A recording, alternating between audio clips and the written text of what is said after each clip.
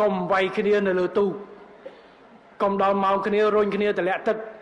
ព្រោះនៅសល់ស្បៀងតិច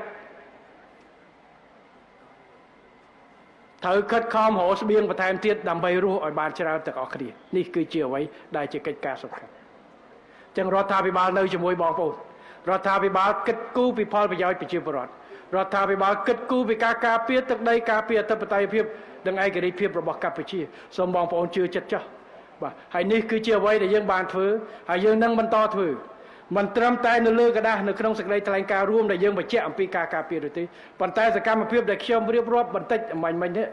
នៅក្នុងពីនេះទៅដល់ 3-4 ខែទៀតគឺខ្ញុំនឹងត្រូវប្រតិកលាការសម្ពោធនិងការតាក់ទាញទាំងផ្លូវរដ្ឋទាំងផ្លូវឯកជនជាមួយគ្រប់បណ្ដាប្រទេសទាំងអស់មិនថាតែចិននោះទេទាំងជប៉ុនទាំងអឺរ៉ុបទាំងបណ្ដាប្រទេសផ្សេងៗទាំងអស់នៅក្នុងតំបន់ទាំងលើពិភពលោកយើងនឹងបន្តធ្វើដើម្បីរុញនាវាកម្ពុជារបស់យើងឲ្យលេចដដែលទៅលើឆាកអន្តរជាតិនិងឆាកតំបន់និងទាញផលប្រយោជន៍ការវិនិយោគបន្ថែមជូនប្រជាពលរដ្ឋរបស់យើងយកទាំងសាច់គោយកទាំងស្ពៃយកទាំងផ្លែឈើយកទាំងត្រី